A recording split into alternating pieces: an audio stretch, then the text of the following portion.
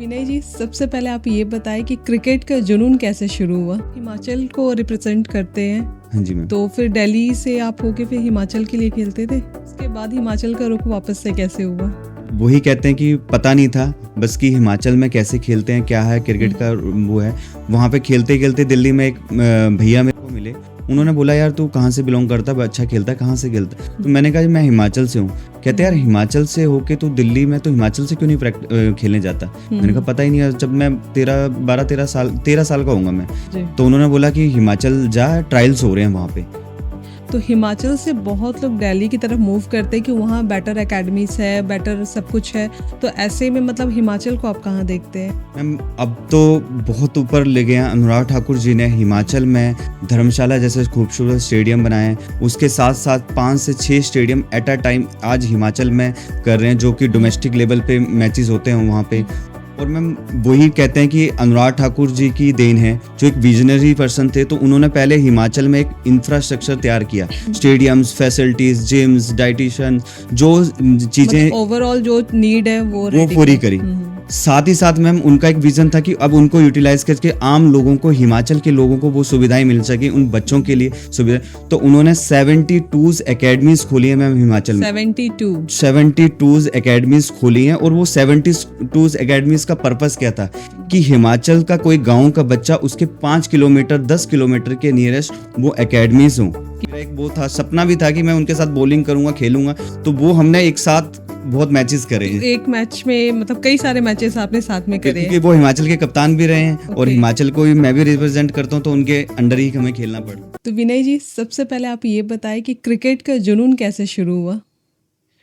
Ma'am हम गांव में रहते थे, तो वहाँ पे थोड़ा सा खेलते रहते थे, पर एक्चुअल में जो जुनून बोल सकते तो मेरे फादर दिल्ली में लेके आए हमें। वहाँ पे वो जॉब करते हैं। तो वहाँ पे जब हम गलियों में और एकेडमीज होती थी यहाँ पे, तो देखा थोड़ा सा। तो उनके बच्चों के साथ में, फ्रेंड सर्कल्स के साथ में जाके प्रैक्टिस करते थे, उनके साथ जाते थे, खेलते थे। तो वहाँ से धीरे धीरे जुनून सा बनने लगा। और उसी दौरान जैसे अब थोड़ा सा मेरे जो फ्रेंड्स थे वो ज़्यादा क्रिकेट के लिए वो थे, तो हम सुबह 4 बजे उठते थे और दूसरी मंजिल से मैट होती थी वो बिछाने वाली, उसको फेंकते थे, उठा के ग्राउंड में लेके जाते थे हम 6 के 6 फ्रेंड्स, और वहाँ पे लगाते थे।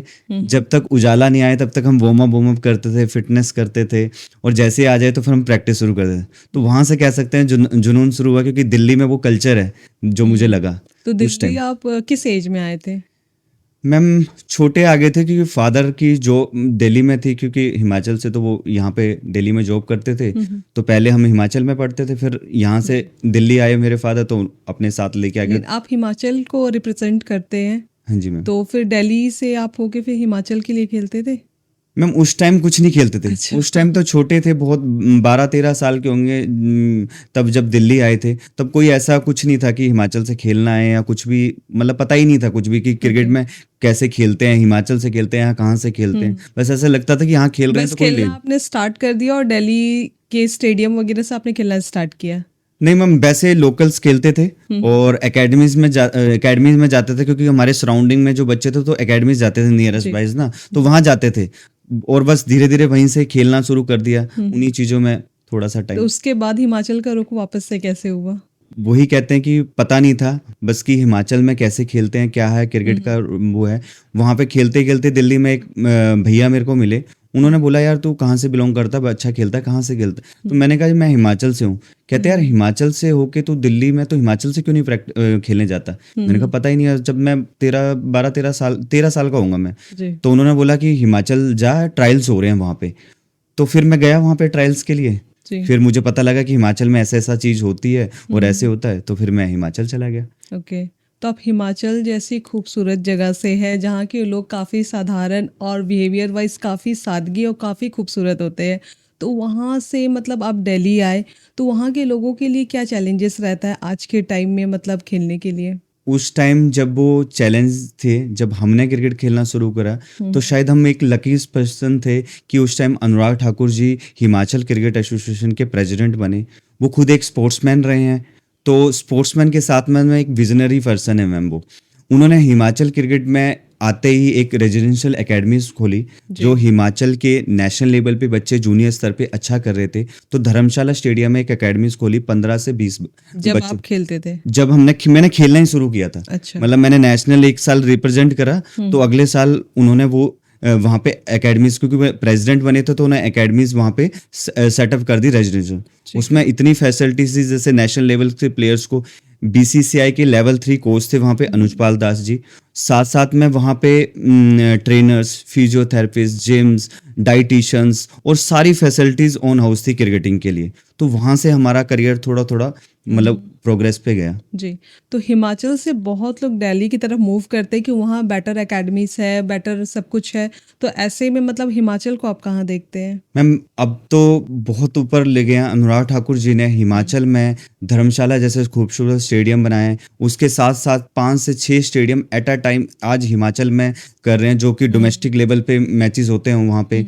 और मैम वही कहते हैं कि अनुराग ठाकुर जी की देन है, जो एक विजनरी पर्सन थे। तो उन्होंने पहले हिमाचल में एक इंफ्रास्ट्रक्चर तैयार किया, स्टेडियम्स, फैसिलिटीज, जिम्स, डाइटिशियन, जो चीजें मतलब ओवरऑल जो नीड है वो वो रेडी पूरी करी। साथ ही साथ मैम उनका एक विजन था कि अब उनको यूटिलाइज करके आम लोगों को, हिमाचल के लोगों को वो सुविधाएं मिल सके, उन बच्चों के लिए सुविधा। तो उन्होंने 72 एकेडमीज खोली है मैम हिमाचल में। 72 एकेडमीज खोली हैं। और वो 72 एकेडमीज का पर्पस क्या था कि हिमाचल का कोई गांव का बच्चा उसके 5 किलोमीटर 10 किलोमीटर के नियरेस्ट वो एकेडमीज हों, कि वहाँ ज्यादा पे दूर ना जाना पड़े। ज्यादा दूर ना उनको जाना पड़े। और मैम आप एक चीज सोचिए कि उनका एक वो एकेडमीज खोलने का एक विजन है। उन्होंने एक एकेडमीज खोल दी वहाँ पे। एक सब सेंटर में अगर 40 से 50 बच्चा आ रहा है, उसमें एक क्वालिफाई कोच रखें, जो एचपीसीए के क्वालिफाई कोच है, बीसीसीआई के लेवल 1 कोचेस हैं, और जो नेशनल लेवल की ट्रेनिंग है वो वहाँ पे उन्होंने एक एकेडमीज बेस कर दी मैम। और एक सबसे अच्छी बात है जी। जो कि हिमाचल के लोगों के लिए भी बेनिफिट है।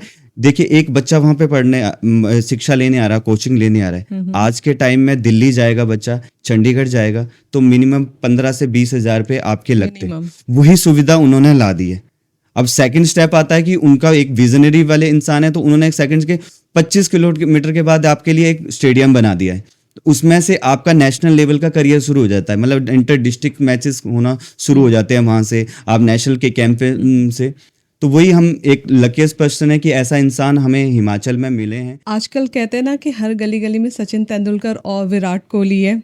हर बच्चा आजकल क्रिकेट खेलना चाहता है, लेकिन एक गली के क्रिकेट से लेके प्रोफेशनल जो क्रिकेट खेला जाता है उसका क्या प्रोसेस है? गली और उसमें प्रोफेशनल क्रिकेट में अंतर तो धीरे धीरे बढ़ता है। जी। और स्टार्टिंग में जब बच्चा खेलता है तो उसको ये पता नहीं होता कि वो गली में खेल रहा है या मुझे इंटरनेशनल क्रिकेटर बनना है, कुछ भी ना। वो एक चलता है पैशनेट से। पर आज के टाइम में क्रिकेट का जुनून हर तरीके से होता है। जब से आईपीएल आया है, बहुत सारी चीज़ें हैं, बहुत सारी लीग्स आई हुई हैं। जी। तो और पर दूसरे का लोगों का ये बन चुका है कि हमें क्रिकेट यहीं से उठाएंगे और इंडिया खेल जाएंगे, ये खेल सकते हैं हम। और आज वो वैसा नहीं है। बीसीसीआई ने एक सिस्टम बनाया है। वो सिस्टम ये है कि आपको अपनी स्टेट एसोसिएशन को रिप्रेजेंट करना होगा, जो उनका रूल होता है। जैसे हिमाचल से बात कर लेते हैं हम। हिमाचल में एक डिस्ट्रिक्ट लेवल से पहले टूर्नामेंट होता है, उसमें पहले ट्रायल्स होते हैं उसके हर डिस्ट्रिक्ट के एक टीम के। उस ट्रायल्स के बाद 12 जिले हैं, 12 जिला की आपस में टीम्स आपस में मैच खेलेंगी। उसमें से जो बच्चे वहां से परफॉर्म करेंगे, 20 से या 30-40 बच्चे जो भी होंगे वो नेशनल कैंप्स के लाएंगे। फिर उनकी नेशनल लेवल की ट्रेनिंग्स होंगी। नेशनल लेवल की ट्रेनिंग्स होने के बाद 15 बच्चे सिलेक्ट होंगे जो रिप्रेजेंट करने जाएंगे हिमाचल को अपने उसमें। उसके बाद रिप्रेजेंट करने के बाद आपके सारी स्टेट्स के साथ मैचेस होते हैं। सारी स्टेट्स के बाद मैचेस में जो अच्छा करेगा, तो नॉर्थ जोन मैचेस होते हैं, जोन वाइज डिवाइड कर दिया बीसीसीआई ने। उसके बाद फिर इंडिया टूर, वो फिर वहीं से सारा प्रोसीजर शुरू हो जाता है। तो एक एक स्टेप करके आपको आगे बढ़ना है सेलेक्ट होते हुए। बिल्कुल मैम। डायरेक्ट कुछ भी एंट्री नहीं है? नहीं मैम, डायरेक्ट एक ही एंट्री है। आजकल आईपीएल शुरू हो गया तो बहुत सारी लीग शुरू हो गई हैं। तो कि देखते हैं कि कहीं बच्चा टैलेंटेड दिख रहा है उनको, तो वो वहां से उठा के उसको कैंप्स में ले जाते हैं। तो कैंप्स में ले जाते हैं, आईपीएल के कैंप्स में ले जाते हैं। वहां पे उनको अच्छा लगता है, कोचेस को अच्छा लगता है या टीम के बेनिफिट, तो वहां से एक डायरेक्ट एंट्री मिलती है। पर वो भी एक प्रोसीजर से कि कहीं वो नजर पड़ रही है उन बच्चों के लिए, तब वो कुछ एंट्री। खास बात उसमें दिखती है तो डायरेक्ट उसे कहते हैं एडमिशन मिल जाती है उसमें।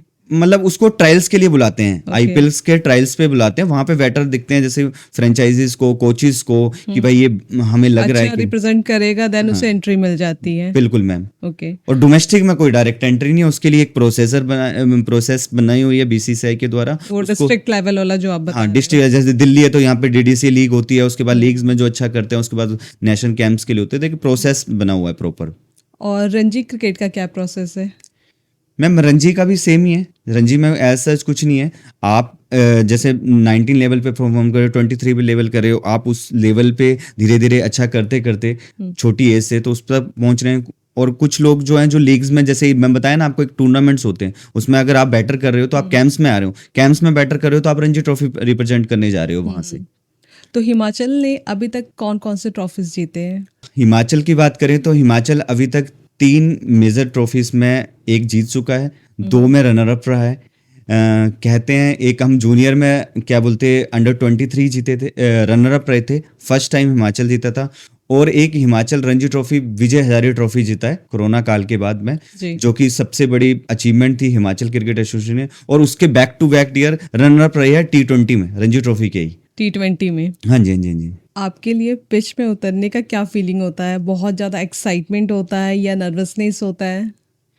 मैम देखिए, मैं जब ग्राउंड में कोई भी स्पोर्ट्समैन जाएगा ना, तो उसकी जो 5-6 महीने की प्रिपरेशन होगी ऑफ सीजन में ना, तो वो उसका एक एग्जाम होता है एक तरह का। तो जी। जब वो ग्राउंड में उतरता है उससे पहले थोड़ी सी नर्वसनेस होती है, जैसे ग्राउंड में वो पाँव एंटर कर देता है, रख देता है, तो उसके बाद उस क्रिकेटर के थॉट्स ये चले जाते हैं कि जो उसके प्लान्स बनाए हैं उस मैच में किस अकॉर्डिंग खेलना है, क्या प्लान्स हैं, किस तरीके से उसने तैयारी करी है। तो मेरे लिए तो एक्साइटमेंट होती है, वो जुनून आ जाता जुनून आ जाता है उसमें।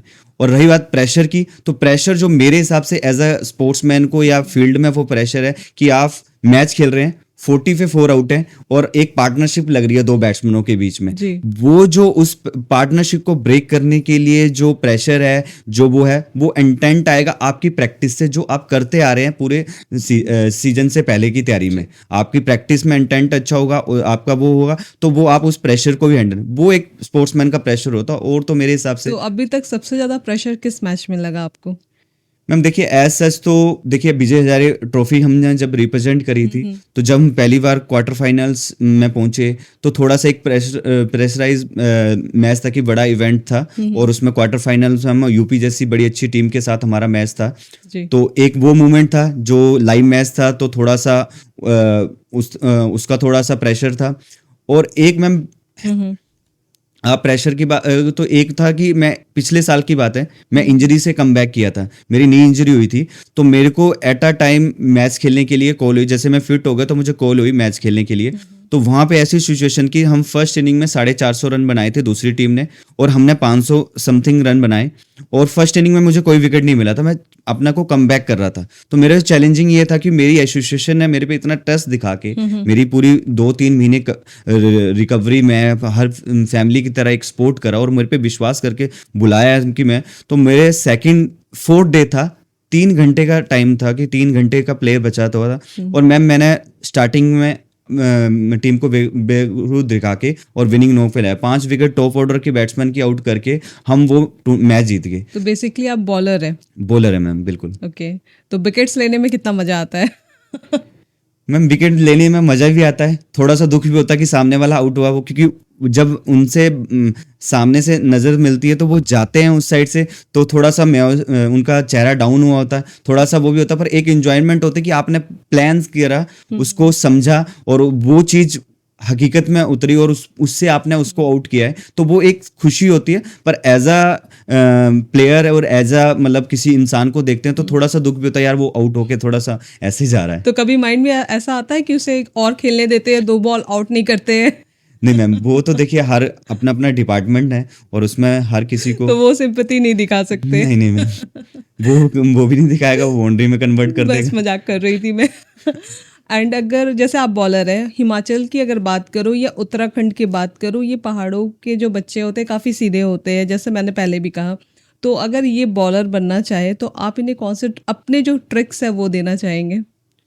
मैम देखिए, बॉलर बनने के लिए सबसे ज़्यादा ज़रूरी है पहले तो आपकी प्रैक्टिस, आपका प्रैक्टिस में इंटेंट कैसा है, क्योंकि आपको अगर प्रैक्टिस में आपका इंटेंट 100% आप प्रैक्टिस में वो दे रहे हैं, साथ में आपको खुद को जानना है कि मैं किस लिमिटेशन तक जा सकता हूँ, मैं स्विंग बॉलर हूँ, मैं फेस बॉलर हूँ, मैं तेज बॉल डाल सकता हूँ, किस तरीके से वो कर सकता हूँ। सबसे पहले वो समझना, वो कहाँ बंदा समझेगा, वो अपनी कोच ही आपको बेहतर बता सकता है कि आपका दायरा कहाँ तक है। तो सबसे ज़्यादा जरूरी वो है। दूसरी बात, आप जब इस चीज़ को समझ जाते हैं कि मैं ये ले, तो उसकी प्रैक्टिस, ब्रेशन लाना जरूरी है आज के टाइम में। ब्रेशन के साथ साथ में आपको ये जानना है आपकी लाइन लेंथ। आपको हमारे हिमाचल में और सब लोग बड़े बूढ़े हमारे ये कहते हैं कि आप ना सामने वाले के दिमाग को पढ़ो, तभी आप मतलब राइट। उसको रीड कर सकते हो। तो मेरा एज अ बॉलर मानना है, देखिए बैट्समैन के फेस पे तो हेलमेट लगा, आप उसको रीड तो कर नहीं सकते। राइट। तो हमें एज अ क्रिकेटर उसको ढूंढना है कि हम किस तरीके से उसको रीड करें। मेरे कोचेस ने बड़ी अच्छी बात बताई, अनुजपाल दास जी ने और ऋषि धवन ने, जो मेरे सीनियर प्लेयर्स हैं, तो कि क्या रीड करना है उसको सेंस से। तो मैंने मैम हमेशा बैट्समैन के दोनों पाँव है ना, उनको हमेशा दोनों आंखें माना उसकी और जो उसका बैट है जो हाथ में पकड़ा, वो दिमाग। क्योंकि आप लेंथ पे बॉल डाल रहे हो, तो उसके बाद बैट्समैन रिएक्शन कर रहा है, वो गलती दिखाने का, तो वो क्या अपने पाँव की मूवमेंट्स कर रहा है और हाथ की मूवमेंट्स कर उसके रहा है। रिएक्शन उसके एक्शन में दिखेंगे। हाँ बिल्कुल मैम। तो वही चीज आपको और अच्छा बनाती है और आपको बताती है कि इस टाइम इन स्विंग की जरूरत है, आउट स्विंग डालने की जरूरत, कटर्स डालने की जरूरत है, यॉर्कर डालने की जरूरत है। तो मैंने तो हमेशा क्रिकेट में इस चीज को बहुत महत्व दिया है। तो एक बॉलर के लिए जो टेक्निक्स होती है, बैट्समैन पे डिपेंड करती है कि बैट्समैन अलग अलग बैट्समैन के हिसाब से होती है। मैम देखिए, हर बंदे का लाइफस्टाइल जैसे अलग है, वैसे ही क्रिकेटिंग में भी उसका लाइफ खड़े होने का तरीका अलग अलग तरीके से। कोई लोअर स्टांस से खेलता है, कोई अलग अपर। अलग तरीके से आउट करना है सबको। तो उसके लिए प्लान्स होते हैं, जो चीजें सिखाई जाती है। देखिए मैं भी उतनी प्रैक्टिस कर रहा हूँ एज अ बॉलर, वो बैट्समैन भी उतने ही घंटे टाइम में मेरा। अब मुझे एक स्टेप उससे आगे जो निकल जाएगा हम दोनों में से, वो बैटल जीत जाएगा। तो राइट। वही है कि मैं उसकी वीकनेस पे जल्दी पहचानूं और उसकी जो बेस्ट कर रहा है वो उसमें जिसकी उसकी स्ट्रेंथ है, उसको जल्दी पहचानूंगा, तो मैं उसको जल्दी से आउट कर सकता हूँ, प्लान्स में कर सकता हूँ। क्योंकि मैम जूनियर लेवल तक क्रिकेट ठीक है कि एक आप बस बॉल डालने आए, आउट हो सकते हैं। अच्छा, ऐसा भी है क्या कि बॉल डालने से पहले थोड़ा सा डिस्ट्रैक्ट करना होता है उन्हें? मैम एज स्पेसिफिक तो ऐसा कुछ नहीं है। जब आपको ज़्यादा या जैसे बाउंड्रीज कन्वर्ट कर रहा है बैट्समैन, बहुत अच्छे फ्लो में कर रहा है, तो थोड़ा सा उसको ब्रेक करने के लिए थोड़ा सा गेम को स्लो डाउन कर देते हैं। थोड़ा सा डायरेक्शन होता है कि टीममेट थोड़ा बात करने आ जाते हैं, तो एक प्लान्स होता है कि एक फ्लो में बैट्समैन जब बैटिंग करता है तो उसको थोड़ा सा ब्रेक करने के लिए। और वैसा एज सच कोई डायरेक्शन, क्योंकि वो बॉल डालनी पड़ेगी आपको। लाइक ऐसा होता नहीं कि कई बार ग्राउंड में देखते हैं लोग आपस में, टीम बात कर रही है कि कैसे उसका पता नहीं क्या बातें होती है, शायद आप बताएं क्या बातें होती है जब टीम में जब बातें होती है कि डिस्ट्रैक्ट करना है या अचानक से दूसरी तरीके से बॉल डालना है, कुछ ऐसा होता है? मैम देखिए, ऐसा तो कुछ नहीं होता। वहाँ पे जो प्लान्स बनाए जाते हैं मैच से पहले, हम उस चीज़ को फॉलो करते हैं, जैसे कोचेस के द्वारा जो हमने उस क्या प्लान क्या बनाए जाते हैं? प्लान है। जैसे मान लीजिए स्पेसिफिक किसी से मैच है, तो अपन आजकल तो वीडियो एनालिस्ट आ चुके हैं टीम में, तो पहले बता देते हैं कि ये इस तरीके से हमने मैच खेलना है, ये इस अपोनेंट से हमारा मैच है, तो ये इनकी किसी बैट्समैन की ये स्ट्रेंथ है, दूसरे बॉलर्स की ये स्ट्रेंथ है, ये स्ट्रॉन्ग प्लेयर है, ये इस चीज में गुड है, इस हाँ टाइप बस से। ये वो किस पार्ट में वो गुड है, तो उसके लिए कौन बेहतर है हमारी टीम में। जैसे 15 में तो कौन उस सिचुएशन के लिए हैंडल कर सकता है, कौन कहाँ यूटिलाइजेशन है, इस तरीके से प्लान्स बनाए जाते हैं। और उसको एग्जीक्यूशन करने के लिए फिर ग्राउंड में होता है। ग्राउंड में इतना नहीं होता कि डिस्ट्रैक्शन वो सारी। किसके ऑपोजिट में कौन उतरेगा, ये सारी चीजें डिसाइड होती होगी। हाँ जी, हाँ जी, हाँ जी। ओके, तो आपका फेवरेट बॉलर कौन है? मैम देखिए, मैंने बचपन से जब शुरू किया था तो मैंने अपना आइडल ऋषि धवन को ही माना था, जी। क्योंकि वो हमारे हिमाचल से बिलोंग करते हैं, इंडिया भी खेले हुए जी। हैं, और मैंने उन्हीं को अपना आइडल माना, उन्हीं के साथ इंस्पायर करते हुए खेलना शुरू करा, तो वही मेरे लिए। लेकिन अगर हिमाचल की बात करो या गांव की बात करो, सिटीज़ में तो फिर भी लोगों का माइंडसेट थोड़ा चेंज है, लेकिन लोगों को लगता है कि अभी तक ये खेल रहा है या खेल कर क्या ही करियर बना लेगा। तो खेल में भी करियर है? मैम बिल्कुल है। आज के टाइम में मैं खुद को आपका एग्जाम है, क्योंकि हाँ ये आपने बड़ा अच्छी बात बोली कि गांव में अभी मेंटालिटी ये थी थोड़े साल पहले कि यार बच्चा खेलेगा तो यार नौकरी कब करेगा, ये सारी चीज़ें करेगा, पढ़ाई सब कुछ क्योंकि बहुत कम लोगों का सिलेक्शन हो पाता है। बिल्कुल मैम।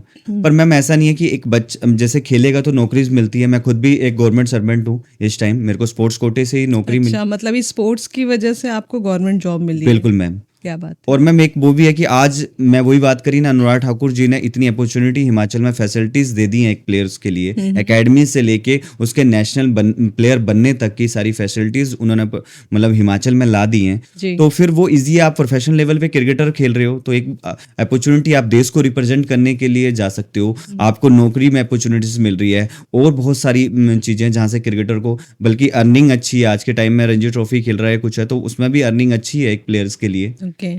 तो मतलब आजकल के जो बच्चे खेल रहे हैं वो करियर क्रिकेट में भी बना सकते हैं। बिल्कुल मैम। ठीक है। और अगर आगे बढ़े जैसे कि हम लोग बात करें क्रिकेट की, तो जब फर्स्ट टाइम आपके नाम के साथ क्रिकेटर जुड़ा था तो उस टाइम आपकी क्या फीलिंग थी? मैम देखिए, जब फर्स्ट टाइम मेरा क्रिकेटर वर्ड्स जब सुना ना तो मुझे जी जी। ये थोड़ा सा फील हुआ कि जिस राह के लिए मैंने बचपन से शुरू करा, क्योंकि हर बच्चे की एक ख्वाहिश होती है कि इंडिया की जर्सी डालना, तो उसके लिए एक स्टेप बनता है कि एक रास्ता पाथ दिखती है कि वहां पर पहुंचने के लिए। तो जी। जब उस पाथ में जब नाम जुड़ा, लगा कि क्रिकेटर वर्ड आया, तो एक बड़ा खुशी की बात थी मेरे लिए, खुशी होती भी है उस चीज को लेके। जी। और दूसरी बात थी कि मैम मुझे ना ज़्यादा स्पेसिफिक पता नहीं था कि क्रिकेटर, तो मेरा एक फ्रेंड है प्रशांत चोपड़ा, वो खुद हिमाचल से रणजी ट्रॉफी खेला है, अंडर 19 इंडिया खेले हुए हैं, आईपीएल खेला हुआ है। जी। तो उसको मेरे से ज़्यादा खुशी थी, उसने मुझे उस दिन बोला, मेरे को आज भी दिन याद है, कहते विनय चल आज मैं चाय पिलाता हूँ और तेरे को डिनर कराता हूँ, आज प्रोफेशनल क्रिकेट। मैंने कहा क्यों? कह रहा रणजी ट्रॉफी में तेरा अब गूगल पे नाम आएगा और ये चीज़ होगी। मैंने कहा अच्छा ऐसा है? बोलते हैं हाँ।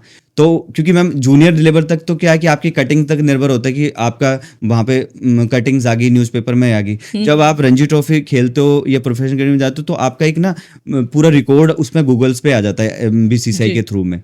तो वो एक थोड़ा सा मेरे लिए मूवमेंट था, मेरे दोस्त ने मेरे लिए वो उस टाइम किया, बताया और उसको ज़्यादा खुशी थी। तो बहुत ज़्यादा एक्साइटमेंट वाली फीलिंग होगी।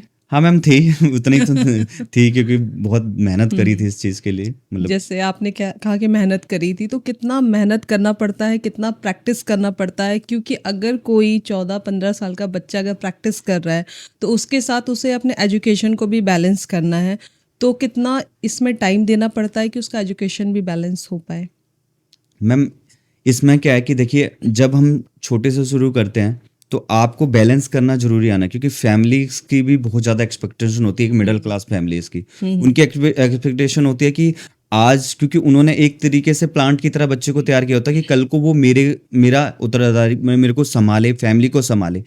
तो उनके साथ साथ मैं स्टडी को और जैसे मैं अपना एग्जांपल लूं तो मेरे फादर का, मेरा एक विजन था कि भाई पढ़ाई जरूर करनी है, मुझे पढ़ाई चाहिए, पढ़ाई फर्स्ट है, इसके अलावा जो करना है जो करना है करना है। अब मेरा ये रूटीन होता था बचपन में कि भाई मैं स्कूल से आया, स्कूल से आते मैं सीधा एकेडमीज गया, एकेडमी से अगर 10 बजे वापस आ रहा हूँ, 9, साढ़े 9, 10 बजे वापस आ रहा हूँ, होमवर्क करना है, होमवर्क के साथ में सुबह 4 बजे वही रूटीन, दोस्तों के साथ में मैट लगानी है, फिटनेस करनी है, वो सारी चीज़ें थी उस पीरियड में। तब 10 साढ़े 10 बजे आकर फिर होमवर्क करके फिर अर्ली मॉर्निंग उठते थे? यस मैम, उसमें उठते थे, फिर उसमें वही प्रैक्टिस करनी, कई बार स्कूल में जाना, टीचर्स ने पीटना, क्योंकि होमवर्क कई बार, अब होमवर्क कर लिया, अब उसमें लर्न भी करना होता था, उसने बोलना होता था कि कल ये टेस्ट होगा, वो भी नहीं कर तो पाते एक थे, क्रिकेटर को पिटाई भी खानी पड़ती है पिटाई स्कूल भी में। खानी पड़ती थी, कई बार मैम क्लास में सो जाते थे, अच्छा। क्योंकि अब टाइम नहीं होता था बीच में, और प्रैक्टिस पे तो जरूर जाना, क्योंकि वो जुनून सबसे ज्यादा और था। सारा फिजिकल एक्टिविटी ही होता था। सारा फिजिकली एक्टिविटीज था और ट्रैवलिंग था, क्योंकि मैं जब दिल्ली में आया तो एकेडमीज दूर थी उस टाइम बहुत, जब मैं जो स्टार्टिंग के टाइम की बात करूं, जब मैं 13-14 साल था, उसके बाद तो मैं एचपीसीए में टर्न हो गया कि वहीं सारी फैसिलिटी। उससे पहले जब आता था, मैं जाता था एकेडमी से, आता था वापस, फिर स्कूल में जाना, स्कूल का बहुत ज़्यादा प्रेशर होता था, टीचर्स सुबह ये करती थी कि भाई खाना भी कई बार नहीं स्किप करना पड़ जाता था मैं। ओके। तो कितने घंटे देने पड़ते थे?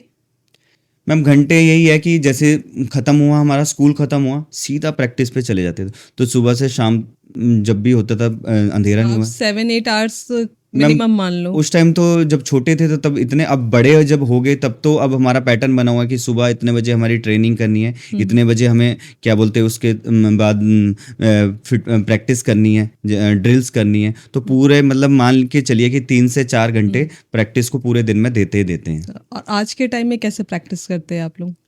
मैम आज के टाइम में तो देखिए मेरा शेड्यूल ये है, जब ऑफ सीजन है तो मैं सुबह ट्रेनिंग्स कर रहा हूँ, ट्रेनिंग के बाद मैंने क्या बोलते हैं जिम्स के लिए जिम ट्रेनर हायर किए रखे हैं, तो वो हमारे उसमें। और दूसरा है कि मेरा एक वो होता है कि जब मैं पूरे सीजन में खेल के आया ना मैम, तो मैं 2 चीज़ें नोट करता हूँ। एक डायरी में लिखता हूँ कि मैंने क्या-क्या पूरे सीजन में अच्छा किया और क्या-क्या मेरी गलतियाँ हुई।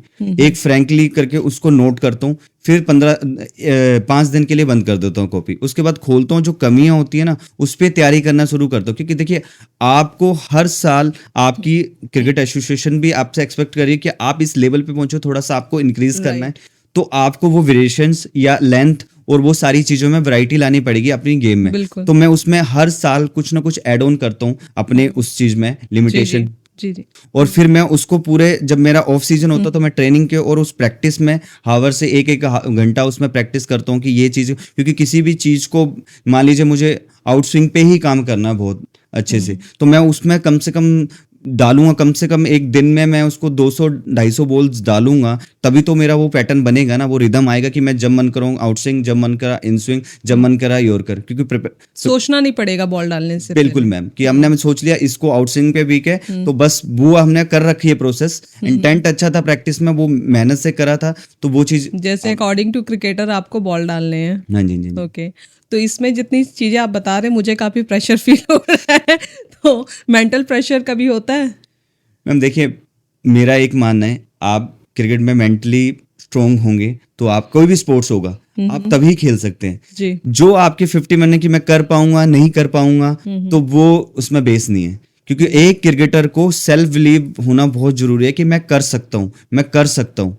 और अगर वो कॉन्फिडेंट है तभी वो चीज़ को फुलफिल कर सकता है और वो ग्राउंड्स में उतरता है। डरपोक और वो कि मैं करूंगा नहीं कर पाऊंगा, डर का कोई मेरे हिसाब से स्पोर्ट्स में एक तो मतलब डर की बात हो गई और दूसरा ये हो गया कि बहुत लोग हार एक्सेप्ट नहीं कर पाते हैं कि मैं आउट हो गया। तो कभी आप अगर आउट हो गए या कभी मैच हार गए तो उस चीज़ को आप कैसे लेते हैं? मैम देखिए, हर दिन ना बैड दिन भी होगा और बेटर दिन भी होगा। तो मेरा एक चीज़ का मानना है कि मैं 99% एक चीज़ में फोकस करता हूँ कि मुझे टीम में विनिंग नोट पे जाना, कि टीम की विनिंग में मेरा ज़्यादा कंट्रीब्यूशन हो। जैसे 10 मैच हैं, उसमें से 5 या 6 मैचों में मेरा विनिंग में कंट्रीब्यूशन ज़्यादा हो। तो मेरे लिए स्पेसिफिक एक चीज़ का है इसमें कि हम उस पॉइंट पे जब जाते हैं, विनिंग नोक्स टीम के लिए कंट्रीब्यूशन जब करने जाते हैं, तो आपका माइंड सेट होना बहुत ज़्यादा जरूरी है। आपका माइंड सेट में सबसे ज़्यादा आप पे टीममेट आप पे ट्रस्ट कर रहे हैं, आप टीममेट को पता है कि इस सिचुएशन में ये बोलना है, पर आप अगर डाउटफुल हो उस मोमेंट्स पे कि यार मैं कर पाऊंगा नहीं कर पाऊंगा, उससे टीम का जो कॉन्फिडेंस है और टीम के जो शोल्डर डाउन होंगे ना, वो भी होंगे। तो इसलिए आपको अंदर से कुछ स्ट्रोंग होना पड़ेगा और आपको सेल्फ बिलीव होना जरूरी है कि मैं कर सकता हूँ। Like positive mindset and winning mindset, बिल्कुल मैम। इसको थोड़ा सा डिस्क्राइब करें अपने अकॉर्डिंग।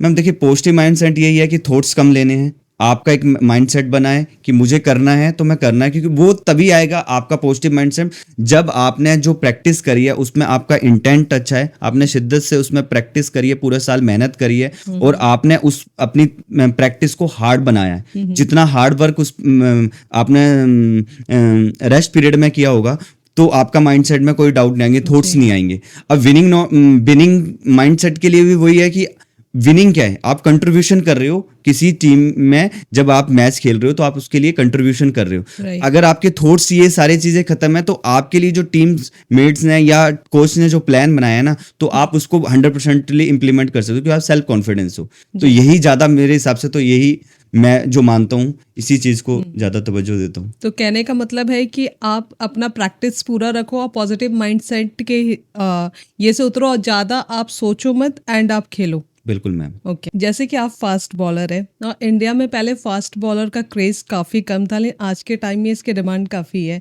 तो आप इसके बारे में थोड़ा बताएं। पुराने टाइम में था तो फास्ट बॉलिंग का कल्चर, बैटिंग का इंडिया में बहुत ज़्यादा कल्चर जी। था। तो बॉलिंग में, फास्ट बॉलिंग में स्विंग बॉलर बहुत ज़्यादा होते थे। तो अब क्या है, अब वो चीज़ नहीं है। इंडिया में जब से वो फैसिलिटीज़ आई हैं, सारी चीज़ें बीसीसीआई ने मैनेज करी हैं जी। या क्रिकेट एसोसिएशन ने अपने अपने स्तर पे उस चीज़ को करा है, तो बहुत सारे अब तेज़ फास्ट बॉलर भी आ रहे हैं इंडिया में, और जो 150 प्लस डाल रहे हैं, 140 प्लस डाल रहे हैं। और इससे थोड़ा सा जो फैसिलिटीज मिलने की वजह से ये सारी चीजें इंडिया में। टैलेंट निखर के सामने आ जी रही जी है। मैम। राइट। तो इसमें काफ़ी ज़्यादा इंजरी की भी चांसेस होते हैं। जैसे आपने कहा कि आपको नी इंजरी हुई थी, वो कैसे हुआ था? मैम देखिए फास्ट बॉलिंग जो 150 प्लस डालेगा उसकी ट्रेनिंग हार्ड होगी, उसका 100% होगा, 150 तक वो जाता है, तो मसल हर तरीके से मसल यूज़ होता है। किसी मसल पे ज़्यादा लोड आया, कुछ आया, तो उसमें क्या है, ब्रेक डाउन हो जाता है फास्ट बॉलिंग। तो इंडिया में तभी बोलते हैं जब ज़्यादातर स्विंग बॉलर ज़्यादा सर्वाइव करते हैं। सर्वाइव इस वे में करते हैं क्योंकि दोनों साइड में उनको स्विंग मूवमेंट्स करनी है, ठीक है, और उनकी जो स्पीड्स है वो भी 130 135 25 के बीच में अराउंड में इस चीज़ को निकलती है, और लाइन लेंथ में। तो इसलिए थोड़ा सा मेरे को लगता है कि इंडिया में फास्ट बॉलिंग का कल्चर इसलिए भी अच्छा बना है क्योंकि हर स्टेट अच्छे तरीके से उस चीज़ को यूटिलाइजेशन कर रही है, प्लेयर्स को फैसिलिटीज़ दे रही है, तो बच्चा बन के आ रहे हैं। तो उसमें हमारे लिए आज के टाइम में तो देखो इंडिया टीम में 10-15 लोग अभी भी लाइन में लगे होंगे इंडिया रिप्रेजेंट करने के। कोई तेज बॉलर की डिमांड है तो फास्ट बॉलिंग भी 150 प्लस पड़े हुए हैं, स्विंग की तो स्विंग भी इंडिया में बहुत लोग पड़े हुए हैं। आपने कहा कि उसकी ट्रेनिंग काफ़ी हार्ड होती है, तो ट्रेनिंग कैसी होती है उनकी? जो स्पीड है ना वो नेचुरल है। किसी भी प्लेयर की अगर स्पीड 150 प्लस है तो उसके नेचुरल है, उसमें हम उसको स्ट्रेंथ से, उसकी फिटनेस, डाइट से और उसकी स्किल वाइज में जो उसकी गलतियां हैं उसको थोड़ा और बेटर कम करके, तो वो अपना पूरा 100% उसका बॉडी का पूरा पार्ट उस बॉल की तरफ डाइवर्ट हो रहा है, तो वो 150 प्लस स्पीड्स को पेशन कर रहा है।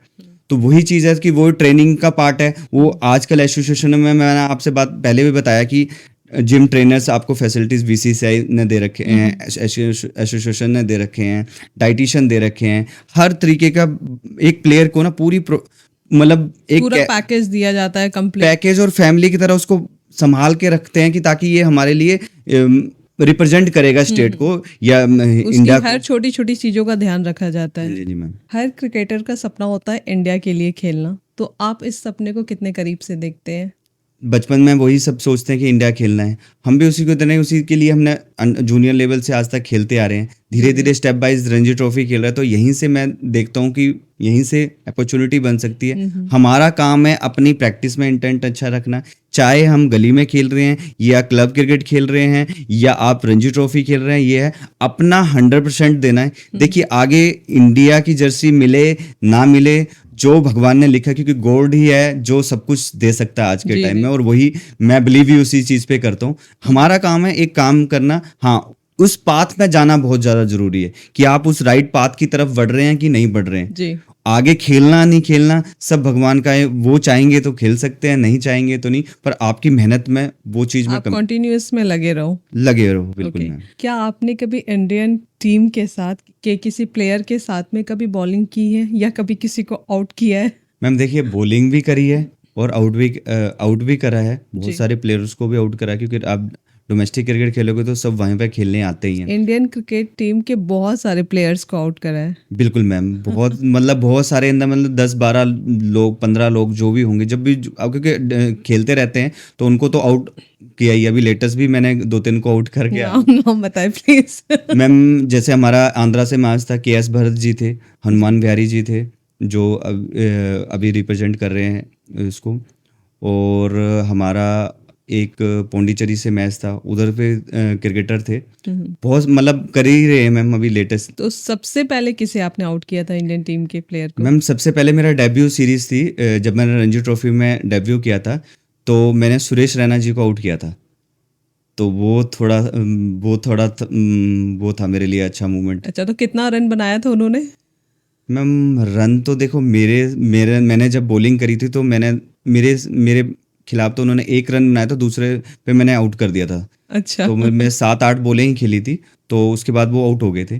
ठीक है। हाँ जी। तो उस टाइम में आप मतलब क्या बात करी? उन्होंने कुछ आके आपसे कुछ कहा कि सुरेश रैना को आपने आउट करा तो भाई कौन लड़का है, कौन न्यू बॉलर आ गया, कुछ ऐसी फीलिंग थी? मैम ऐसा तो नहीं, शाम को जैसे होती है कि जैसे बात होती है, तो मेरे फ्रेंड ऋषि धवन इंडिया प्लेयर थे, तो उनसे आपस में बात हुई, तब उन्होंने सुरेश रैना जी वहाँ पे मेरे से भी मिले थे, तो उन्होंने बोला कि वेल बॉल छोटू, बहुत अच्छी बॉलिंग डालता है यार। तो बस इतनी सी बात हुई थी, वही हमारे लिए बहुत ज़्यादा। 1 रन में मुझे आउट कर नहीं वो तो मैम उनका था, पर वो एक जूनियर को वो करे कि बहुत ज़्यादा कॉन्फिडेंस दे के गए थे उससे कि मैं एक इंडिया प्लेयर को आउट कर रहा हूँ जो करंट खेल रहा है, तो बहुत ज़्यादा कॉन्फिडेंस आया था उस चीज़ से, उनकी बात करके कि नज़दीक से बात हो रही है। जी। और रही बात मैम खेलने की, तो मेरी एक मेरा हमेशा आइडल रहे हैं ऋषि धवन, तो मैं उन्हीं के साथ में हिमाचल, वो खुद इंडिया रिप्रेजेंट करें, मैं उन्हीं के साथ में हिमाचल में फर्स्ट ओवर में डालता हूँ, सेकंड बॉल डालते हैं, तो मैं उनके साथ वो तालमेल तो हमेशा रहा ही है। मैंने विजय हजारे ट्रॉफी में भी उनके साथ बहुत उन्होंने हिमाचल के लिए विकेट ली, उसके साथ में मेरा भी कंट्रीब्यूशन उनके साथ में था। तो मेरा एक वो था, सपना भी था कि मैं उनके साथ बॉलिंग करूंगा, खेलूंगा, तो वो हमने एक साथ बहुत मैचेस करे तो हैं। एक मैच में मतलब कई सारे मैचेस आपने साथ में करे क्योंकि वो हिमाचल के कप्तान भी रहे हैं और हिमाचल को भी मैं भी रिप्रेजेंट करता हूँ, तो उनके अंडर ही हमें खेलते हैं हम, तो साथ में वो भी एक एंड से बॉल डालते हैं, दूसरे एंड से, तो वो भी हमारी। और एक मेरा था भुवनेश्वर कुमार से, क्योंकि मैं उनको बहुत मतलब फॉलो करता रहता था स्विंग बॉलिंग, क्योंकि मैं भी स्विंग ही ज़्यादा करवाता हूँ, तो मैं उनको फॉलो करता, तो मेरी वो ड्रीम थी। ठीक है, उनसे तो हमारे रणजी ट्रॉफीज मैचेस में वो मिले थे धर्मशाला में, जैसे आईपीएल के होते हैं, तब हम नेट बॉलर होते हैं, तब उनके साथ बॉल डाली थी और उनसे बात करी थी, तो वो भी बहुत डाउन टू अर्थ इंसान है, उन्होंने बहुत अच्छे से बताया। जो ऋषि धवन ने जी ने बताया वही सेम बातें, वही कॉन्फिडेंस की सेल्फ बिलीव होना जरूरी है, कि आप इन स्विंग डालने जा रहे हो, आपको पता होना चाहिए कि मैं कर सकता हूँ, आपके डाउटफुल नहीं होना, तो वो आपका प्रैक्टिस से ही आता है वो सारी चीज़। बिल्कुल, उस टाइम अगर आप थोड़ा सा भी नर्वस होंगे तो चीज़ें खराब हो जाएगी। बिल्कुल बिल्कुल मैम। तो हिमाचल ने जैसे विजय हजारे जैसे ट्रॉफी को जीता, तो उसके बाद क्या रिएक्शंस था, क्या मतलब वहाँ पे माहौल था? मैम सबसे बड़ी बात तो ये थी कि उस सीरीज में और उस मतलब पर्टिकुलर ईयर में ना एक वाइब्स बनी थी कि भाई जीतने की। हमारे कोच थे अनुज पाल दास जी उस सीरीज में, और अनुज पाल सर के साथ में ना हम वो आपसे बात करी रेजिडेंशियल एकेडमीज में, तो हम 10 उसमें से 6-7 लोग ऐसे थे जो उनके साथ बचपन से ही उस एकेडमीज में प्रैक्टिस करते आ रहे थे। और वो उस इवेंट्स का ये था कि मैम सब लोगों ना एक ही बात कर रहे थे कि जीतना है जीतना है जीतना है जीतना है। सबसे बड़ा एग्जांपल मैम, मैं और मेरा रूममेट होते थे प्रशांत चोपड़ा, तो हम जैसे मैं उस सीरीज में पहले टीम में नहीं था, मतलब जब विजय हजारे की टीम अनाउंस हुई थी तो मैं नहीं था, मैं कोई इंजर्ड हुआ तो मैं उसकी जगह रिप्लेसमेंट में उस टीम में आया। तो मेरा माइंडसेट था कि यार मेरे को परफॉर्म करना है, अच्छा परफॉर्म करना है, क्योंकि मैं ड्रॉप हुआ था उस सीरीज में। तो अब मेरा रूममेट था प्रशांत चोपड़ा, मैंने उससे बात करी, यार इस साल ना मेरे को कह रहा परफॉर्म नहीं करना है, इस साल हमने टीम को जितवाना है, ये विजन से चलेंगे हम। मैंने कहा यार वो तो है, पर हमारे हाथ में तो नहीं है कि विकेटें लेना है। कह रहे तुम पहला ओवर डालता है, तेरा काम लाइन लेंथ पे बॉल डालना है, मेरा काम है मैं विकेट पे स्टे करके रन किया।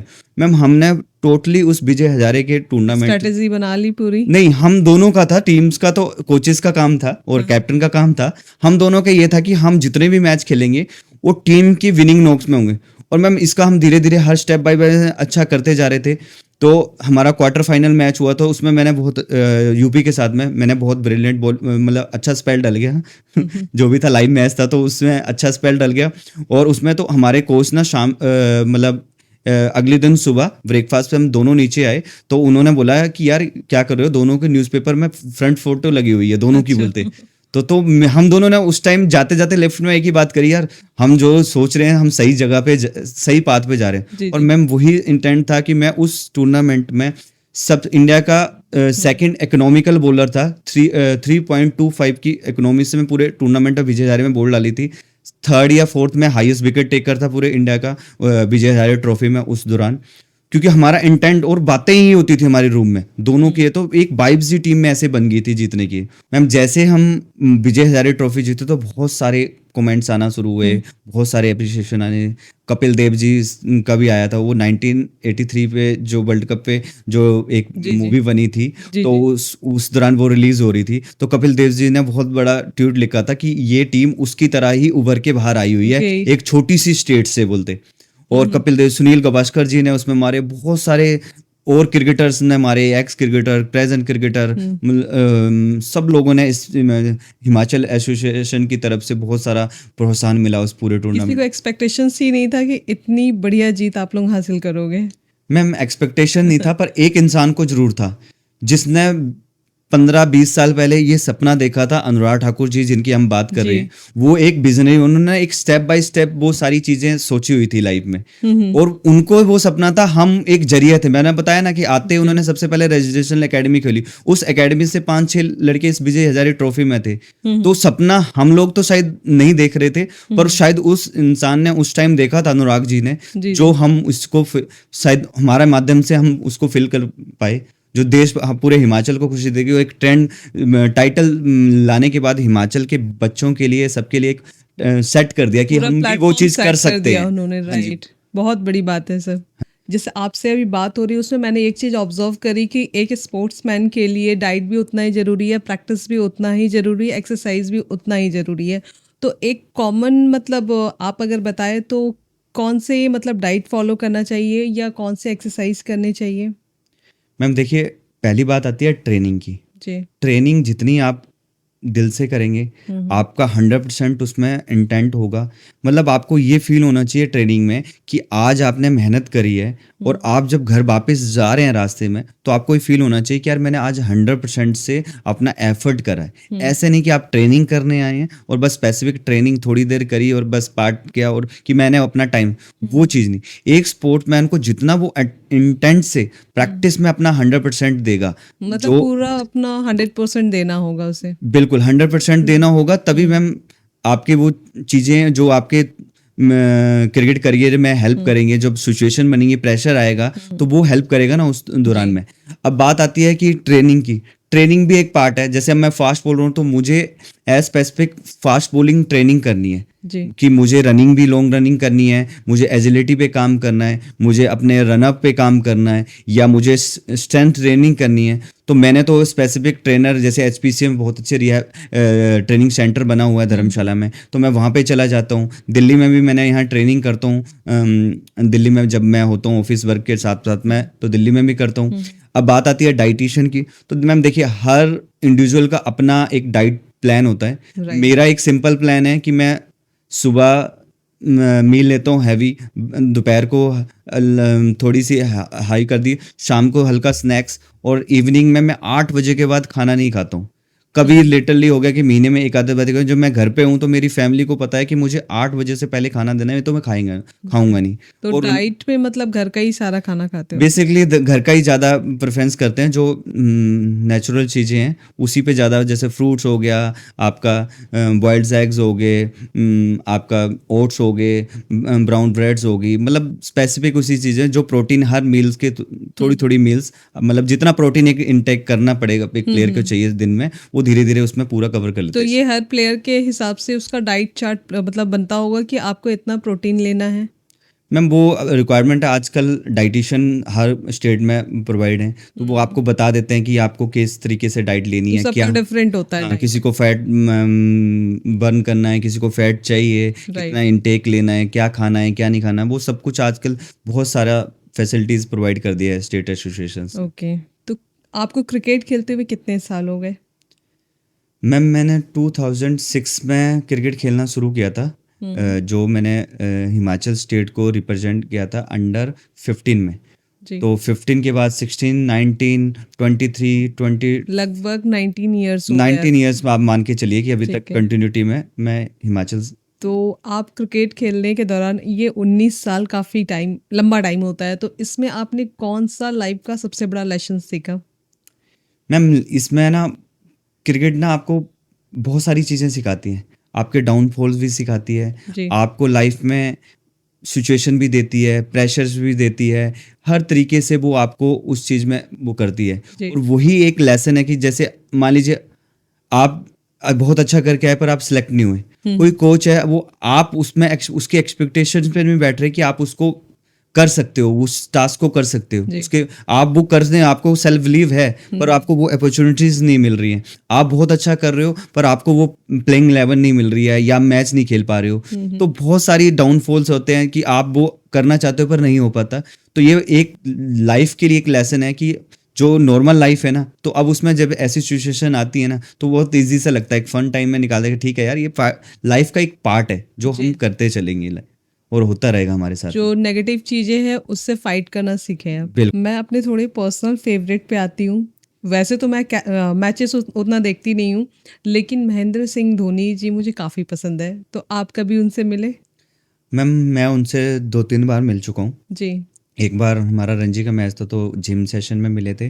और एक बार मैं अभी धर्मशाला में, जैसे आईपीएल मैचेस होते हैं, तो जी। वहाँ पे हम नेट बॉलिंग करने उनके लिए जाते हैं। जी। और इंडिया का जब थे तो उधर भी नेट बॉलिंग है, जी। तब उनसे 2-3 बार मिलना हुआ है। तो कॉमन सी बात हुई है, बहुत ही डाउन टू अर्थ हैं। राइट। और आज हिंदुस्तान के इंस्पिरेशन है, वो सबके लिए बने हुए हैं। जी। और मैम बहुत ही अच्छी, मतलब एक क्रिकेटिंग का ना, मतलब बता सकते हैं कि उनसे कोई भी चीज़ पूछेंगे ना, वो आपको बहुत अच्छा सा आंसर देंगे और आप उस चीज़ में, और आपको लगेगा ही नहीं कि वो आप किसी बड़े क्रिकेटर से बात कर रहे हो। यही ऐसे बड़े इंसान की पहचान होती है। बिल्कुल, बिल्कुल मैम। जी। ऐसे फ़ील होता है कि बस वो बता रहे हैं कि बस एक कोच की तरह, एक बड़े भाई की तरह कि ये हुँ, चीज़ हुँ। ऐसे होती है, ये सिचुएशन में ऐसा करना है। तो जी। मतलब बहुत, ये तो मैं जब उनसे हम धर्मशाला में मिले थे, हम जो 3-4 क्रिकेटर खड़े थे, बस उन्हीं को देखे जा रहे थे, बस उनसे क्वेश्चन कर दिया था, बस देखे जा रहे थे वो क्या बोलेंगे, क्या करेंगे, पर मैम अलग ही वो इंसान है। तो विनय गलाटिया जी, अगर आप एक क्रिकेटर नहीं होते तो आप क्या होते? मैम अगर क्रिकेटर नहीं होते तो शायद नौकरी कर होते कहीं न कहीं पे। कुछ ओके। न कुछ इसी तरीके से कर रहे होते, और तो कुछ था नहीं तो लाइफ में। सेकंड कुछ अल्टरनेटिव आपने सोच नहीं रखा था? मैम उस टाइम तो कुछ नहीं था, क्योंकि एकदम, मैं कह रहा हूँ ना आपको, जैसे बचपन में हुँ। अंडर 13 14 13-14 साल में बहुत जुनून कम था, एज से। तो 15 साल में ही हमें नेशनल लेवल मिल गया, फिर कंटिन्यूटी में खेलते आए, हाँ, तो वो सोचने अपॉर्च्युनिटीज़ का मिल मौका गई। ही नहीं मिला बीच में उस राइट। चीज़ के बारे में। थोड़ा सा बीच में अप्स डाउन हुए, कई बार सोचा कि क्रिकेट खेलना छोड़ देंगे, कुछ ऐसी सिचुएशंस हुई, जैसे मदर मेरे चले गए, तो थोड़ा सा ऐसे अप एंड डाउन हुआ कि छोड़ देंगे, फिर वही दिखा कि करेंगे क्या, तो हुँ, फिर हुँ। कंटिन्यूटी में उस चीज़ को आगे करते रहे तो और मतलब ऐसा मतलब क्या डाउनफॉल आया कि आपको लगा कि क्रिकेट छोड़ देंगे? मैम एक्चुअली मेरे साथ मैं ना जूनियर लेवल पे जब अंडर 19 खेला तो मेरे मदर एक्सपायर हो गए। तो मेरे को ना ऐसा था कि एक मोटिवेशन था कि मेरी मदर से कि वो मेरे को क्रिकेट में बहुत ज़्यादा, मतलब होता है एक मिडिल क्लास को बहुत ज़्यादा वो करते, समझ नहीं आया कि क्या करना है क्या नहीं करना है। तो मेरे को ऐसा हो गया कि मैं, मतलब डिप्रेशन टाइप जैसे बोलते हैं ना, एक बंदा अपने में ही खोया रहता था सारी चीज़ें। तो मैं उस तरीके से रहा, तो मतलब मेरे को बहुत हेल्प करी उस पीरियड में। मैं 19 था उस टाइम। मेरे कोच अनुज पाल दास जी ने, मेरे फ्रेंड सर्कल थे जो एकेडमीज़ हैं, हुँ, अमन्यु हुँ। राणा, प्रशांत चोपड़ा, ऋषि धवन, अजय मोहन, ये जितने भी, पवन ठाकुर, ये जितने भी मेरे फ्रेंड सर्कल थे, इन्होंने मुझे बहुत उस चीज़ से बहुत निकाला। क्योंकि मैं उस टाइम ना बहुत, ये होता कि मैं कपड़े भी, एक बच्चे को पता नहीं होती कब कहाँ रखने हैं, क्या करना है। तो वो हुआ था, मैंने सोचा अब खेलना छोड़ देता हूँ। और मैं, मेरा स्पेसिफिक एक चीज़ और भी थी कि लाइफ में जब मैंने खेलना शुरू किया था ना, तो मैं एज अ बैट्समैन था। बॉलर इस तरीके से बन गया कि वहाँ पे मैंने विकेटें ले ली, तो वो खेलते खेलते आया, जब 19 में आया, 19 तक तो मैंने बताया आपको कैसे भी क्रिकेट खेल हुँ, सकते हैं, हुँ। पर 19 के बाद आपका कंपटीशन बढ़ जाता है, आपके पास वेरिएशन होनी चाहिए, क्वालिटी होनी चाहिए, सारी चीज़ें। मैं उस टाइम बस एक लेंथ पे बॉल डालता था, तो मैं उस टाइम ये सोचता था कि मेरा लास्ट साल है, मैं क्रिकेट खेलना छोड़ दूंगा। तो मैं साइड में एक नेट्स में 15-20 दिन से ना प्रैक्टिस कर रहा था स्टेडियम में, हुँ, हुँ। अपने ज़िले में ही। तो वहाँ पे प्रैक्टिस कर, वहाँ एक कैंप लगा, वहाँ पे ऋषि धवन जी आए। हुँ, हुँ। ऋषि धवन उस टाइम आईपीएल खेल के, बस वो कैंप लगा था, वो ऐसे ही उस कैंप में 2-3 दिन के लिए आए हुए थे। तो देख रहे कि कोई लड़का 2-3 दिन से रैंडमली, मैं जानता भी नहीं था उनको, इसलिए बस ये था कि हिमाचल से है, फेस टू फेस कभी बात नहीं हुई थी। तो मैं एक अलग से कोने में ना बॉल डाल के कि तेज बॉलर बनना है, 140 फेंकनी है, क्योंकि मेरे पास तो स्विंग है नहीं, कुछ है नहीं, पता भी नहीं था बॉलिंग का। तो मैं किट बैग रख के बस भाग के उस किट बैग, ढिंडा जी को देखा था उस टाइम में कि वे किट बैग से तेज होते, स्पीड ऐसे रख हुँ, के हुँ। ट्रेनिंग में पाट के। तो मैं उसको देख के वो कर रहे जा रहा था। तो वो ऐसे ही देखते देखते मेरे पास पहुंचे, बोलता यार क्या कर रहा है, मैंने कहा ऐसे ऐसे कर रहा हूँ। तो उन्होंने सबसे पहले किट बैग हटवाया, कह रहा ये हटा, कैसे बॉल पकड़ता है। तो उन्होंने थोड़ा सा बताया स्विंग, वो बॉल वहाँ ऑफ स्टंप के बाहर पड़ा और इतना स्विंग हुआ, बॉल पे लगा। तो उन्होंने उस दिन, मतलब बहुत स्विंग होने लगा, तो उन्होंने सोचा कि एक दिन है ऐसे ही हो गया होगा। हुँ, हुँ। नेक्स्ट डे भी मैं वो चीज़ करने लगा, वो कंटिन्यूटी में आने, तो उनको कॉन्फिडेंस है, नहीं यार ये लड़का, मैं इसको बताया और ये स्विंग कर रहा है, मेरे को कॉन्फिडेंस। वहाँ मेरे कोच थे अनुज पाल दास जी, अंदर कैंप ले रहे हुँ, थे। हुँ। तो धीरे धीरे हम वहाँ पे अंदर प्रैक्टिस पे लेकर मैंने विकेटें लेना शुरू कर दिया। और मैम उस दिन के बाद मैं उनसे ऐसे कंटिन्यूटी, और उस इंसान ने मेरे साथ ऐसे भाई की तरह सपोर्ट कर, हुँ, मतलब हुँ। बताया सारी चीज़ें।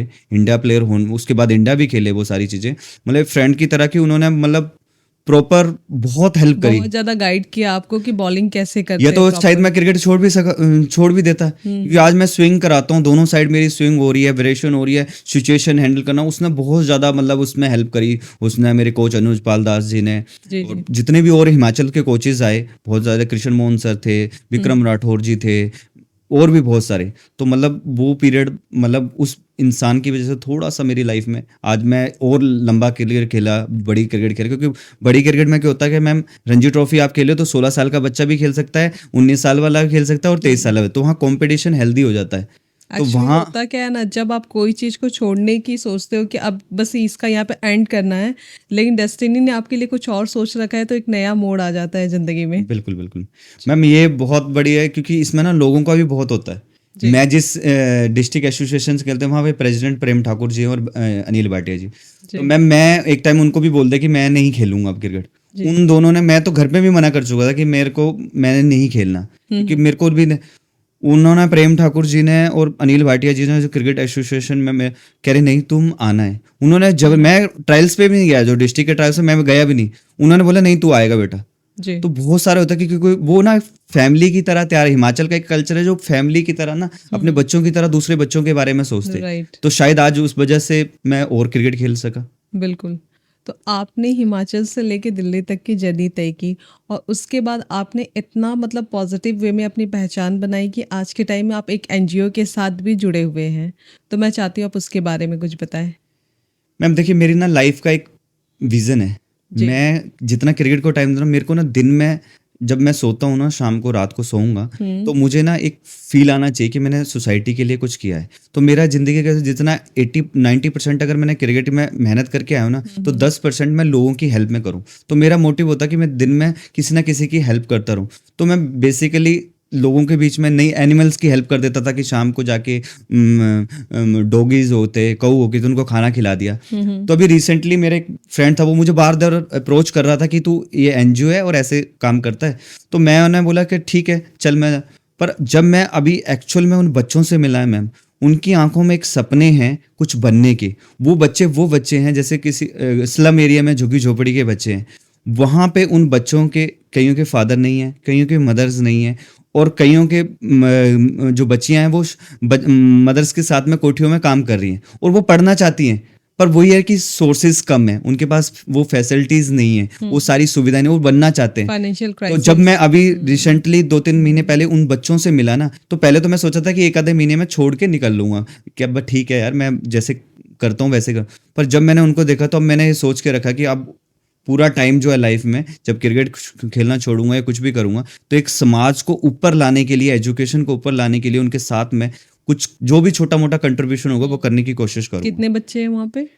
मैम देखिए, अभी तो रिसेंटली 70 प्लस बच्चे हैं, जिसमें कि 2 शिफ्ट्स में बच्चे पढ़ते हैं। फर्स्ट शिफ्ट में बॉयज़ और गर्ल्स आते हैं और शाम की शिफ्ट में गर्ल्स आती हैं।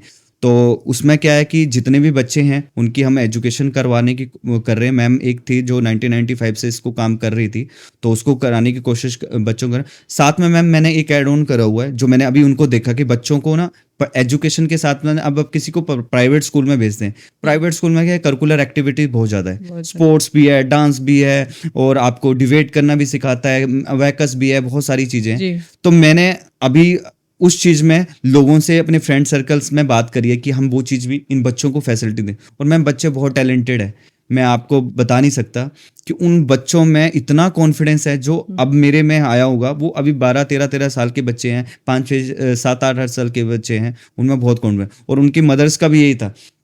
जब उनसे मैं पहली बार मिला, उनके पेरेंट्स से बात हुई, तो कहते जी हमारे पास तो पैसे ही नहीं है, हम तो भेजेंगे नहीं स्कूल में। तो मैंने बोला कि आप स्कूल भेजिए, मैं आपके साथ, और हम सब मिलके एनजीओ के लोग इसके साथ आपके साथ काम करेंगे। और मैम इसके साथ अभी बहुत सारे क्रिकेटर भी मेरे साथ दोस्त जुड़े हुए हैं, मेरे ऑफिस के कुलीग जुड़े हैं, ऋषि धवन, प्रशांत चोपड़ा, अर्पित गुलोरिया, अभी वैभव अरोड़ा जो आईपीएल खेल रहे हैं वो, मेरे ऑफिस के सीएजी के लोग, राजेंद्र शर्मा जी, और मेरे बहुत सारे लोग इस इनिशिएटिव में मेरे साथ योगदान देने हैं। तो मैम यही मेरा एक लाइफ का पार्ट है कि मैं अब सोसाइटी के लिए कुछ करूँगा, कि उस तबके को ऊपर लाने की कोशिश करूँगा जो मेरे से हो सकेगा, जितना भगवान मेरे को उस चीज़ में आगे तो हेल्प करेगा। बेसिकली सब मिलके एजुकेशन के साथ साथ स्पोर्ट्स वगैरह और एक्स्ट्रा एक्टिविटीज में भी आप लोग हेल्प कर रहे हैं। अब करना शुरू करा है मैम, कि मेरा एक वो है कि मैंने उनसे रिक्वेस्ट करी है। अभी हमने एक बहुत अच्छा इनिशिएटिव सोचा है, मैंने ऋषि धवन, हम स्पोर्ट्समैन ने, कि हम एक उन बच्चों को प्रैक्टिस मतलब एक मैचेस खिलाएंगे।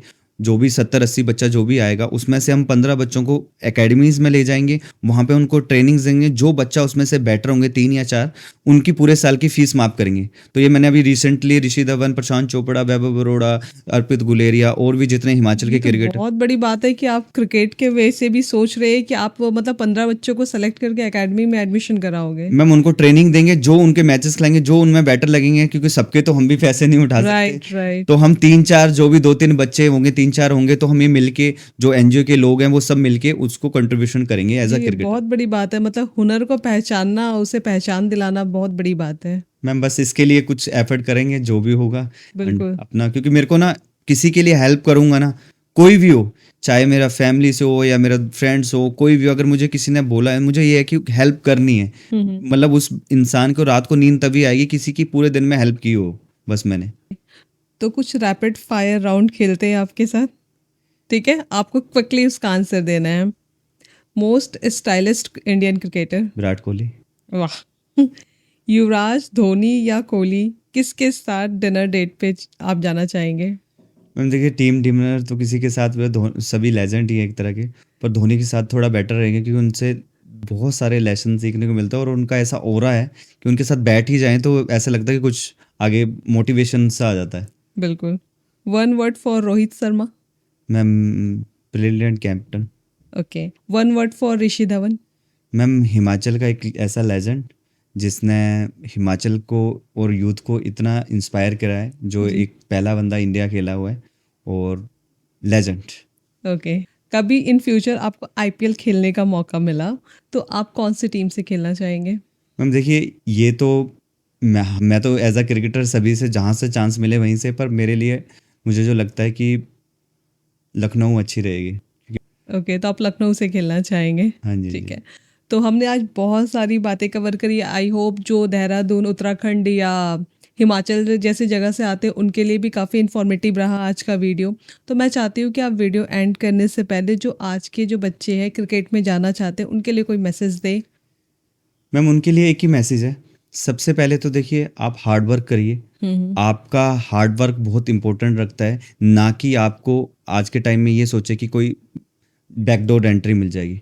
आप जितना हार्ड वर्क करोगे तो आपके हार्ड वर्क को देखने वाला, हम सोचते हैं कि कोई देख नहीं रहा, परंतु ऊपर जो गॉड बैठा है ना, उसके पास डेली नोट हो रही है कि आप कितना हार्ड वर्क कर रहे हो, कितना टाइम आप उस चीज़ को दे रहे हो। राइट। वो सबसे ज़्यादा इंपॉर्टेंट है। तो आप सबसे पहले अपनी प्रैक्टिस में इंटेंट रखिए, आप प्रैक्टिस हार्ड करिए, और आपको इस तरीके से बीट करना है कि हिंदुस्तान में हर कोई क्रिकेटर बनना चाहता है। जी। हर कोई क्रिकेटर बनना चाहता है, उसके साथ साथ में वो ये भी देखे कि वो क्रिकेटर कितनी मेहनत कर रहे हैं। हर कोई मेहनत कर रहा है, जी। तो आपको उससे बेटर मेहनत करनी है, ताकि आपको गॉड उसमें हेल्प करेगा कि आप उससे बेटर करिए, तो आपकी फर्स्ट चॉइस बनने का।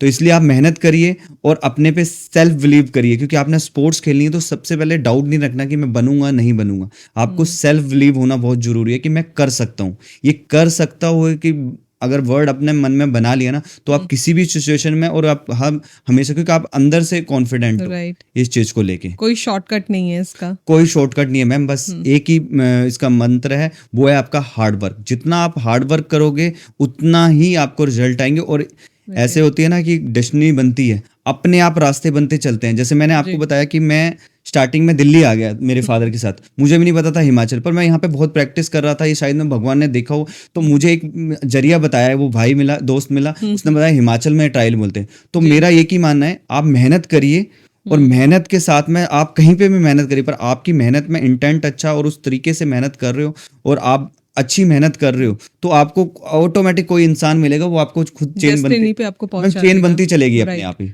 ऐसी कोई 3 गलतियां जो आज के बच्चे कर रहे हैं उन्हें ये करने से बचना चाहिए?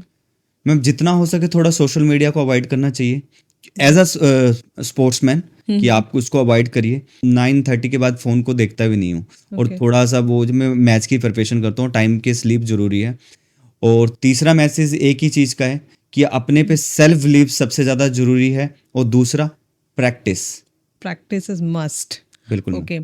एंड एक पेरेंट्स के लिए भी मैं चाहूँगी मैसेज आप देना चाहिए, क्योंकि पढ़ाई के अलावा बच्चे अगर कुछ भी करते हैं तो पेरेंट्स का भी कंसर्न अपनी जगह सही होता है कि तुम लोग एजुकेशन पे फोकस करो, लेकिन एजुकेशन के साथ साथ अगर वो क्रिकेट या किसी अदर स्पोर्ट्स में जाना चाहे तो ऐसे में पेरेंट्स उन्हें जब सपोर्ट नहीं करते, तो आप पेरेंट्स को क्या मैसेज देना चाहेंगे?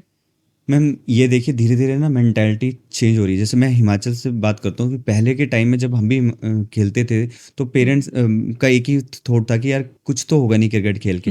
पर आज मैंने वही चीज़ें बोली कि आज बहुत सारी अपॉर्चुनिटीज़ मिली हैं, जिससे नौकरी भी मिल रही है, हर फील्ड में बच्चा जा भी रहा है। और स्पोर्ट्स मैम एक ऐसी चीज़ नहीं है कि आपको कोई क्रिकेटर या कोई ऐसी चीज़ ही बनना है। स्पोर्ट्स में ये है कि आप फिजिकली फिट हो रहे हैं, मेंटली फिट हो रहे हैं, आप सिचुएशंस जितनी बन रही हैं आपकी उस पीरियड में, तो आपकी वो रियल लाइफ में भी काम आ रही हैं। जी। तो पेरेंट्स के एक ही मैसेज है कि पेरेंट्स बच्चों को इस इंटेंशन की कि स्पोर्ट्समैन ही बनाना है, उससे भेजे कि हेल्थी हो रहा है, वो फ़ोन से दूर हो रहा है, वो हर जी। तरीके से एक्टिविटी से हो रहा है। आज एनवायरनमेंट वर्कआउट कर रहा है। वर्कआउट कर रहा है। आजकल नशे के लिए लोग इतने इधर-उधर जा रहे हैं, तो आपका बच्चा पूरा दिन ग्राउंड्स में टाइम दे रहा है आपकी स्टडी के बाद में, तो उसके फिज़िकली एक्टिविटी हो रही है ना, तो वो भी उसके लिए बेटर है। तो आज के टाइम में हर चीज़ में करियर है, आप उसको पॉजिटिव माइंड से लीजिए। बच्चे की जो खुशी है ना, वो सबसे ज़्यादा मायने रखती है। बिल्कुल, और वो गलत डिस्ट्रैक्शन से भी बचेगा, बिल्कुल, क्योंकि उसका सारा टाइम फील्ड में ही चला जाएगा, बिल्कुल मैम। राइट? ओके। तो आज की वीडियो आई थिंक जो भी क्रिकेट खेलना चाहते हैं उनके लिए काफ़ी इन्फॉर्मेटिव रही होगी। और हिमाचल और उत्तराखंड की बात करूँ तो बहुत ही खूबसूरत वादियाँ है जहाँ से विनय जी भी आते हैं, तो वहाँ के बच्चों के लिए भी काफ़ी आज की वीडियो अच्छी रही होगी। बाकी आपको ये वीडियो कैसी लगी हमें ज़रूर बताएं। जय हिंद, जय भारत।